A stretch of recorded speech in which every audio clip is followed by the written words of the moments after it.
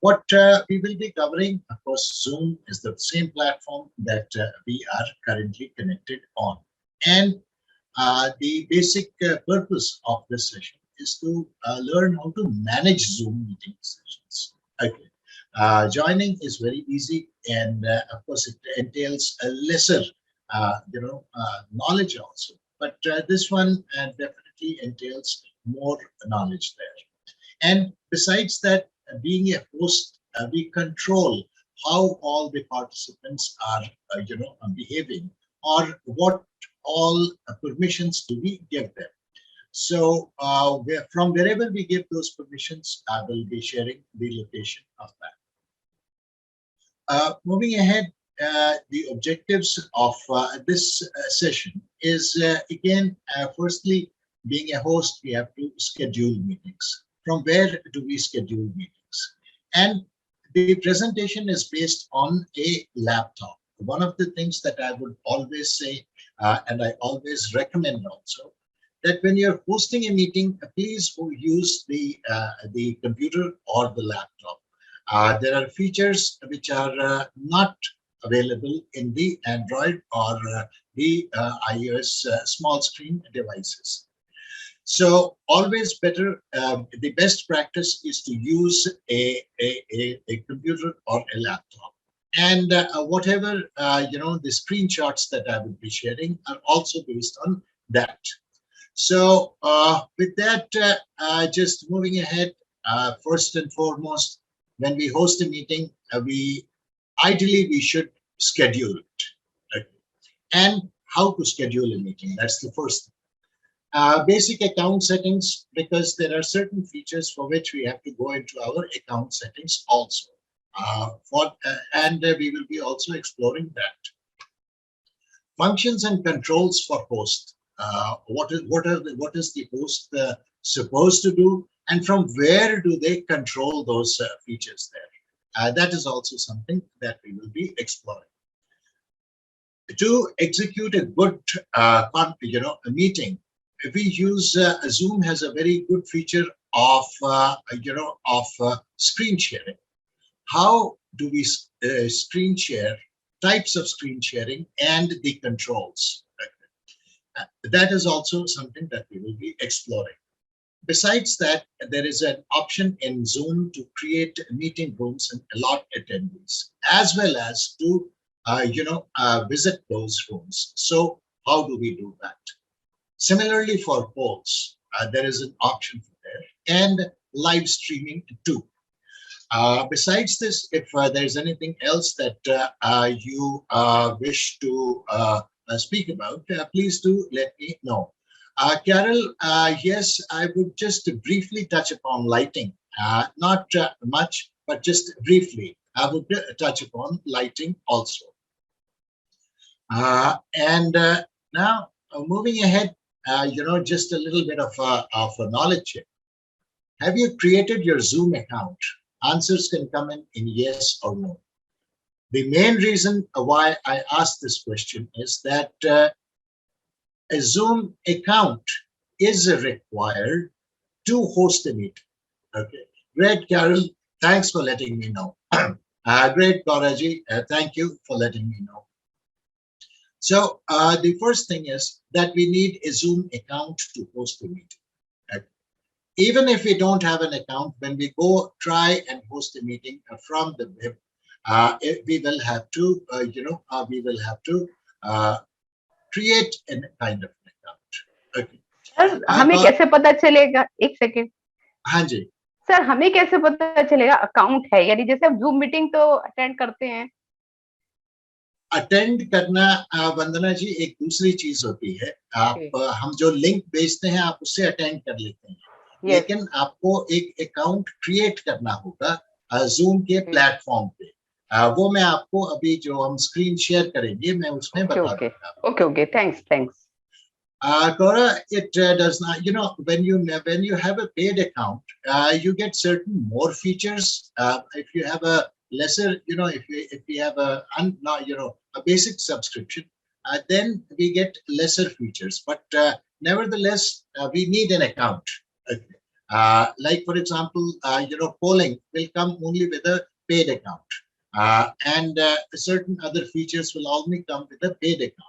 But that is not to worry. In order to schedule even a basic meeting, we need to have an account. Now, first things first. This is the main homepage of Zoom, of the Zoom on a browser. The web page is zoom.us. On this page itself, we sign up. Signing up or creating an account is free. We don't need to pay anything. We do not need to give any credit card details. Okay. Secondly, if we have not downloaded the Zoom software, on our system, it's not necessary to download the system, the software. We simply log in from here, or what is said as sign in. And from here, we access the full features of the account. Number two. Number three, even if we have to host a meeting, we just simply click on host a meeting here. And also, if we need to join a meeting, we join a meeting from here. We are talking more about, hosting a meeting and beyond that, assuming the fact that everyone has a Zoom account. For creating a Zoom account, it does not ask anything much. It just asks us about our date of birth, because officially a Zoom account can be held with any individual who is over the age of 13 years. 13, 1, 3. So that's the only requirement. Beyond that, nothing. And an email ID. With an email ID, we can just create our account. Moving ahead, once we have created our account, when we click on, on sign in, and after signing in, this is the kind of window that we get. Very easy for somebody to join a meeting. Just click on join and hit the fill in the meeting details there. New meeting if we are hosting, then new and instant. Instant means now. Then we click on the new meeting. Below that is the option of schedule a meeting. We click on schedule a meeting, and when we click on schedule a meeting, we get this window here. Of course, we have to, if required, we write the name of the meeting, the start time, very essential. On a paid account, we can, extend, we can host the meeting for a longer duration. On a free account, although Zoom says that it will switch it off after 45 minutes, it rarely does. And individuals can rejoin also. So the duration needs to be set. Besides that, every account that is created, they have a personal meeting ID. We can use that, or we can automatically generate a new ID for every meeting. It does not make much of a difference there. Then from the security point of view, there is an option which, when scheduling a meeting itself, we can set it. That number one, passcode. This is again a security feature. For every meeting, a passcode is generated, and besides the ID, the joining would be required to fill in the passcode. Second option is a waiting room. This is also a security feature. Waiting room is something that you or any member joining a meeting before the start of the meeting, they are placed in a waiting room. Very much like the waiting room at railway stations or train stations in India, where, when we are there, it's a place to, that you're on the station, but not on the train. Similarly here, you are on the Zoom platform, on that meeting itself, but not in the meeting.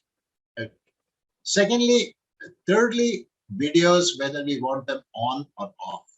Audio, in the audio section, there are, 3 areas. Audio, telephone, computer, telephone and computer. Because Zoom, we can also connect to Zoom using the phone numbers, the toll-free numbers. So it's best to keep it on telephone and computer audio. Right? Calendar, if we wish to use, we can use that. Besides that, there are advanced options, which in the advanced options is, of course, as a host, we always use that, is mute participants upon entry. Right? Then, uh, we don't get too many people speaking at the same time. And of course, in our case, since we record our meetings, I've set it at automatically record. And this recording is in the clouds. It is not on our system. We use a paid subscription, so we use it on the cloud there. And at the same time, the last feature is very useful. It says alternative host. Right? Alternative host means that if there is, this is separate from a co-host. Alternative host means an individual who can start the meeting in the place of the person who is hosting the meeting. For any reason, the host not feeling well, caught up in traffic or anything of that sort, then you have somebody else who can start the meeting there. So if there is any alternative host, we make that here. And then we hit the save button. Once saved, the meeting is scheduled. Right? Now, after we schedule a meeting, and we have launched the meeting. Launched the meeting in the sense, started the meeting. As a host, the first thing that we should do, is on the screen that is there on the computer. Okay. What happens is, we'll go to the next, this green shield that you're seeing on the left-hand side corner, this green shield that is there. I'm hovering my cursor over it. Click on this screen. When you click on the screen, you get the meeting details.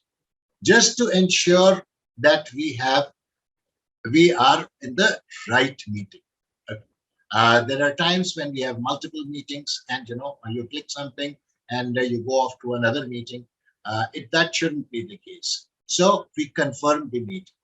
Besides that, the details, all the invitation links, passcodes, everything is in here. If we need to invite other people using these links, we can do that. Okay. So first and foremost, check that we are on that meeting itself. Okay. Moving ahead, now coming into the navigation bar. The navigation bar on a computer is at the base, the slightly darker region. Starting from the left-hand side, it says audio, video. Both these sections, they are divisible into two. One is just for an action that we join or disconnect the audio. We join or disconnect the video. The next area there's an upward arrow through which we go to the settings. If we are using additional mics or additional cameras, we can control that from here. Okay. I'll be going into details on this and another screen also when we move over into sharing screens. Besides that, by the side of audio is video. From the video section, we select the cameras, we select the video, the virtual backgrounds. Like, for example, if you see all our sessions, you'll find a virtual background behind most of the guides. So this is through this video settings and subject to system, system requirements. Older systems do not support a virtual background. And when we are talking of video, okay, we can connect n number of cameras, okay, to a Zoom meeting. But at any given time, only 2 cameras will function. Okay. We can project from only 2 cameras. Besides that, I can connect 20 cameras, but at one time, only 2 cameras will function. Okay. Now, moving over to the most important section So, in the sir, navigation. we have to take that integrated camera, is it? Depending on, if we are using the integrated camera, we use the integrated camera. If we are using a USB device, we select the USB device. If we are using a wireless device, all the cameras connected to the system will come up, will show up when we come into the camera section. Okay, so otherwise we have to choose Integrated, virtual integrated camera. integrated. Integrated, because if you're using a laptop, you would have an integrated camera there. Okay. Now, coming over to the security section. Okay. We click on this, and there are a lot of controls that are here. First is, lock meeting. Lock meetings literally means nobody can come in and nobody can go out. It's just like placing a lock on the main door. Second, of course, enable waiting room. We have the waiting room facility, whether we want that to be enabled or people join the session directly once we enable it, once we disable this. Third is hide profile pictures. There are individuals who, sometimes we do not want their pictures there. So we can hide their profile pictures from there. Next section is what permissions are we giving to the participants? Whether we are allowing them to share screen, whether the host is allowing them to chat, whether the host is allowing them to rename themselves, whether the host is allowing to unmute themselves or start their video. All these controls are live with the host, and they can be accessed, they can be started or stopped from here. And God forbid, if there comes a situation, we can suspend all participant activities from here. Then nobody will be able to speak, nobody will be able to come on camera, nothing of that sort. The meeting is close to as good as halted for that time. Moving ahead, after that, after the security is the participants. Right? When we click on participants, again, there are 2 sections to this. When we click on participants, the first thing is on the right-hand side, we see the names of all the participants who are here. Like, for example, currently, if any individual is there on a laptop, they would see the names of 12 individuals there. There are 12 individuals in this meeting. Okay. And you would see their names. Okay. You would see their names there. Now, as a host, okay, as a host or as a co-host, there are special rights there. Now, what you're seeing on the window, you place, if you're a host, place the cursor against the name, and there are drop-down will come up. Right? From here, you can chat with them, you can ask them, nudge them as such to start their video if their video is off. Okay. If we are using multiple screens, we can, pin their picture to any of the screens. We can also transfer host rights to them, either make them a complete host or a co-host. At the same time, we can rename them. Right? And for any administrative, now this is, just within this session. For any administrative reason, if a participant is not adhering to the guidelines for the meeting, we can put them back in the meeting, waiting room. Or, you could call it half expel them from the main room. And at the same time, if they do not listen, we can remove participants also. These are all controls for the host. The host can only do that, or the co-host can only do that, not other participants. Excuse me, sir. Yes. ये वाले options कहाँ से आए chat वाले? Chat ये पर click आपके करके? आपके पास Okay. नहीं आएंगे।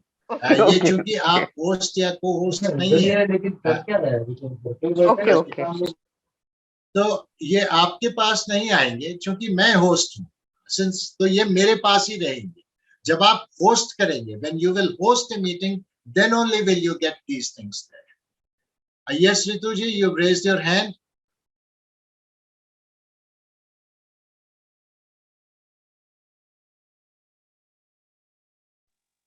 How do we spotlight or highlight a person if we are the host? See, there are that I will come to when I show you that screen. Okay, I will sir. show that.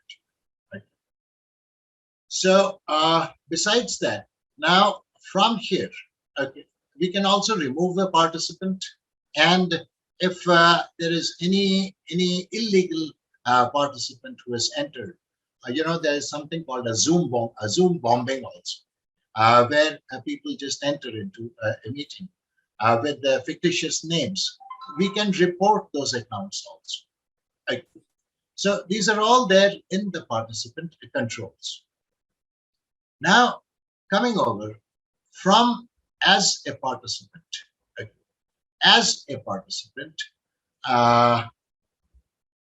okay, thanks, Pernil. I will ask them to do so. Okay, request from one of the members here. Please hold questions till the last 10 minutes. I will devote that to answering questions there. Okay. As a host from the participant section, we can invite people also. Okay. When we click on participants, below here, we get the invite option. And if we have contacts on Zoom, as it is, we can import them. We can invite them directly from there. Okay. And besides that, we can, copy the invite link and send it by any kind of messaging, or we can copy the invitation also. Besides that, we can also mail them and send an email to them. When we click on email, a ready mail is drafted. Okay. And that mail has all the details of the meeting. And all that we need to do is just put in the place the email ID there, and we can send it off. It will go from the same email ID from which this Zoom account has been created there. Okay. Now, post that, okay, what we can do as a host is next to the invite is the mute all function. We can mute everybody. And as a host, we control the right whether the participant can unmute themselves or not. There is, if we click on mute all, it says mute all participants, and there is a tick box. If we check that, allow participants to unmute themselves, then the participants can unmute. Otherwise, they cannot unmute. So this is a right of the host. We use this function also. Besides that, there are three dots here. If you see mute all, after that, there are, these two dots here. Hidden menu. Okay. Any dots, hidden menu. Please click on that and check. Here, what we do is there is again controls. If we are on the participant section also, we get the security controls. Ask all to unmute, allow participants to unmute themselves, enable waiting room, lock meeting, anything. We can do that from here also, from the participants section also. Two places, one from the security, other is from this location. Besides that, we have the chat option. When we click on the chat option, for a quick control of meeting, especially smaller meetings, we can merge both the participant as well as the chat window. If you see on the right hand side, at the top, in the white area, it's participants. And in the lower area, it is the chat. So what will happen is chat messages will also come in, and we can also see the participants here. For smaller meeting, it's a very good tool. But when the meetings get bigger, then it becomes a little too much to kind of look at. This chat window can also be closed. Any of these, if we just want the participants and we don't want the chat, there is a drop down at the top. There is this arrow dropping down. We click on that and we get the options of close, minimize, or pop out. Pop out means that it will come out on a single screen after the away from the main screen. Now, as far as chatting is concerned, even in the chat, even in the chat option, we have the option of controlling who chats with whom. As we go ahead, in the chat option, there are again these three dots, menu there. Click on that, and we will get the options as a host as to whether the participants can chat amongst themselves, no one, everyone or publicly, and everyone and directly. Okay. So this control also, we as a host, we control this, whether people can chat or not. Okay. And if they can, then with whom. And it is from the chat section, these three dots that are there. Moving ahead, there is an option in the chat box that we can share files also. If there is any kind of a document that we need to share, we can share that also. And that can be anywhere in the clouds or on the system.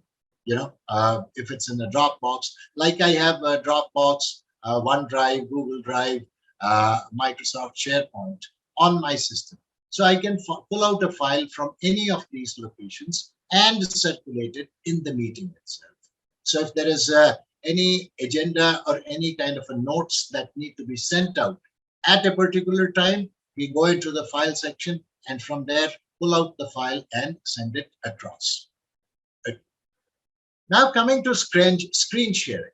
Next to chat is screen sharing. Within screen sharing, there are three sections. Okay. First is the basic. Basic is, in which we share either a screen like what I'm doing right now. I'm just sharing screen. In the basic section, any of the windows or tabs that are open, we can share that.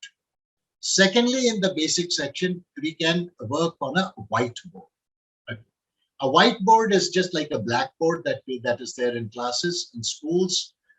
We click on that, we open a whiteboard, and it is a collaboration tool through which members can, pour in their ideas and talk about it, right, using their own device. The third section in this basic option is if we need to connect an iPhone or an iPad, we can connect that. No section for connecting an Android. For iPhone and iPad, there is a section, but if we are connecting from an Android, we need to join that meeting itself. Okay.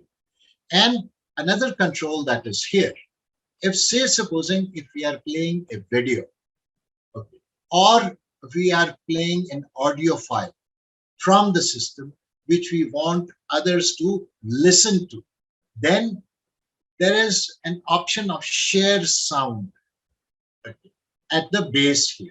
We need to check this. Then only will the computer's sound be transmitted to the others. Okay. So, and whichever option that once we go into the share screen, once we click on that, we get these options. We select which option we want to and just we hit the share option. And once we hit the share option, that is the one that is displayed. Okay. Next to that, next to share option is the advanced sharing. Okay.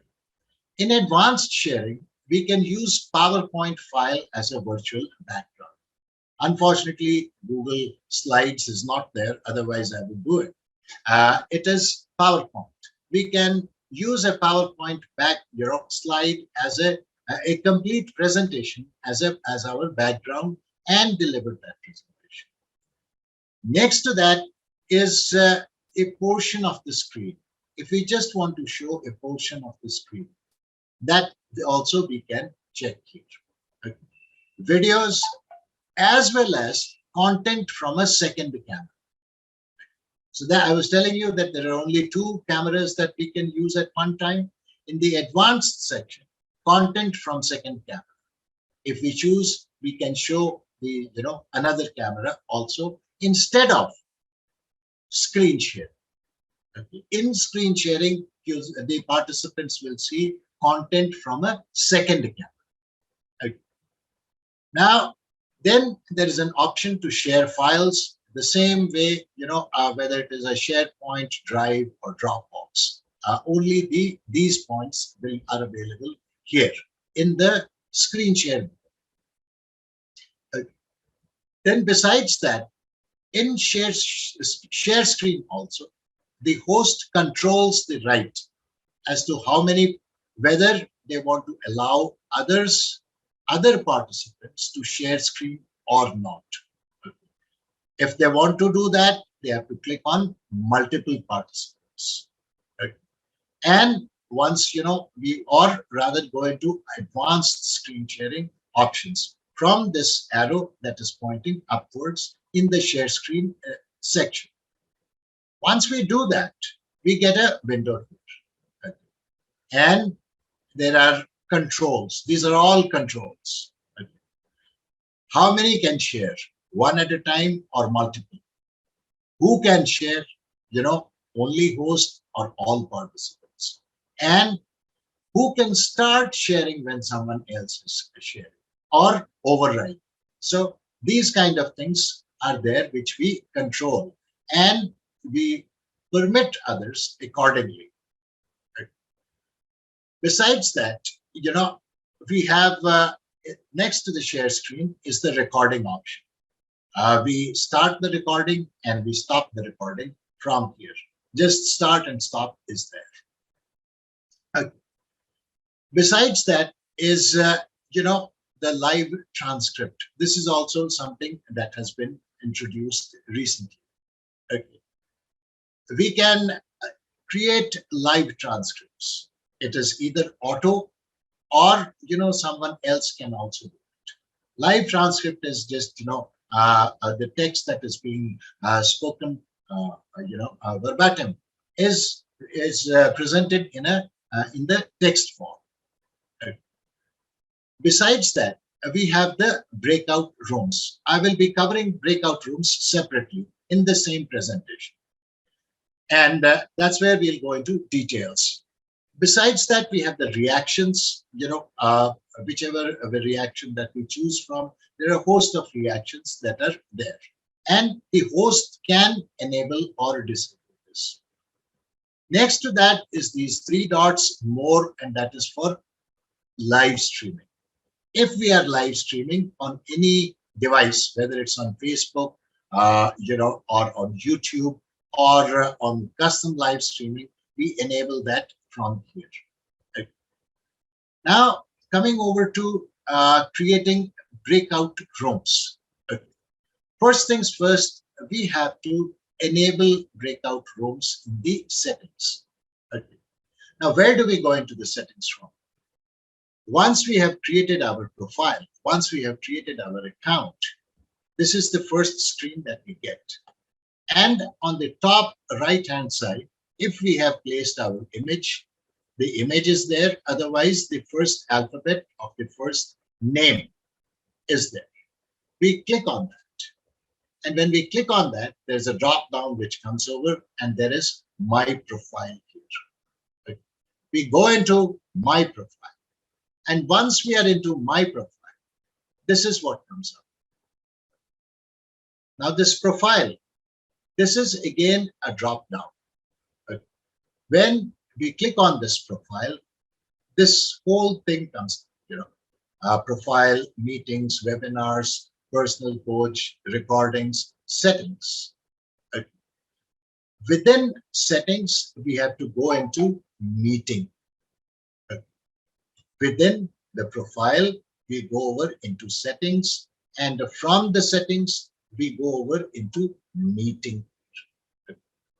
And within the meeting section, what we do, there is a section which says breakout room. This is normally disabled, so we have to enable this. Only once we enable it will we be able to create breakout rooms. Okay. And allow host to assign and host to broadcast messages. Enable that. Please enable that. It is good. Now, after that, once we have enabled that, we get these 4 boxes here. These are breakout rooms.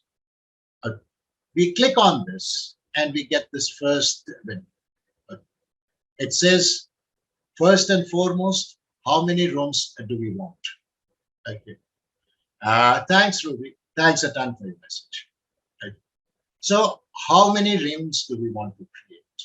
Secondly, how many, whether we want to assign participants automatically. Automatically means Zoom will do it. Manually means we have to do it as a host.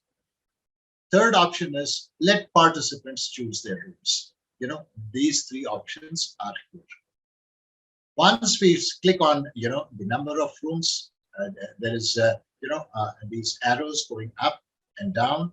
The number of rooms, maximum number of rooms that we can create, even in the paid subscription, is 50. We hit the create button. And once we hit the create button, once we have selected the number of rooms, say I selected 3 rooms, so it came up 3 rooms. Okay. And then these options appear below. Okay. From here, assign participants. We can assign participants from here. Right now, this screen that you're seeing, it says breakout rooms not started. We haven't started these rooms yet. Moving ahead, within the options that are here, first things first, we control. What we control is, number 1, allow participants to return to the main room at any time. Like if there is a main session also, do we want them to come back, or do we just want them to move away from there? Okay. Secondly, the duration of the meeting. For how long can the meeting room last? And there is an option here, a very good option, that there is a reverse countdown. Say if I create a meeting room for 30 minutes and I choose the reverse countdown as say 60 seconds, then in the 29th minute, the reverse countdown clock will start in that room. That you have only 59 seconds before the room closes. It's a kind of a warning or a kind of a signal that the meeting is about to end there. Okay. Once we have done this, we open all rooms. Okay. And besides that, what we can do, we can delete any room also. We can rename rooms also. Okay. Having done that, once we rename the name, instead of the room number, the room name appears. And after that, from the assign, when we click on assign, we get a list of all the participants that are there on the meeting. And from here, there's a checkbox against each name.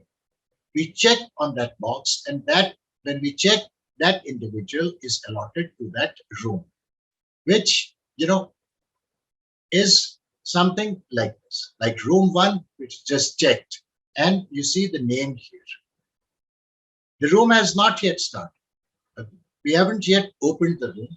So, but still before that, we can see which room, in which room we have allotted which participant. Moving ahead, when we open the room and when the participants join, there is a green, dot which appears before their room. Okay. And then we know that these participants have joined. And from here, we can also broadcast a message. There are three things we can do. We can broadcast a message. As a host, we can join the room also. Any of these rooms by just clicking on join. Third, we can close all these rooms. Now, once if we say broadcast, we click on that, a window opens up, we just type the message and broadcast it. It will go to all the rooms there. And once when we want to join, we just click on this join and it says join room 1. We say yes, then we are transferred to room number 1. The host is transferred to room number 1 or whichever room they wish to go into. Once they are in the room, now once they are in the room, they also have an option of leaving the breakout room and they come back to the main room. They can end the meeting because the host controls that, end the meeting. And once, besides this, they can visit other rooms also. Now, besides that, and a host, they have all their rights are there even when they are in the meeting room. Now, second thing that we can do is create and conduct polls. This facility is available only in paid versions. And again, for this, we have to go into our profile. We go into, in the first case, we went to the settings. In order to arrange for, in order to arrange polls, we have to go to the meetings section. Once we have gone to the meeting section, we select the meeting in which we want the poll to be organized. And once we select that meeting, below that there is an option of poll, and we add a poll. This is all in the profile. In the profile, we go to that meeting, and on that meetings page, we scroll down and come to the poll.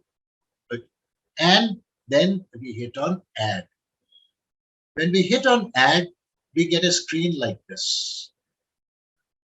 Whereas this is the name of the poll.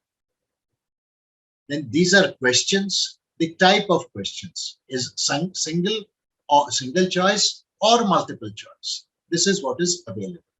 And we can add multiple questions and save them. Once we are done, we can save them. Once you start creating, you can duplicate them, you can change their order, and so on, so forth. And if memory serves me right, I think we can create either 25 or 50 poll questions. I'll put that in the notes. Of course, you'll be getting all those details there.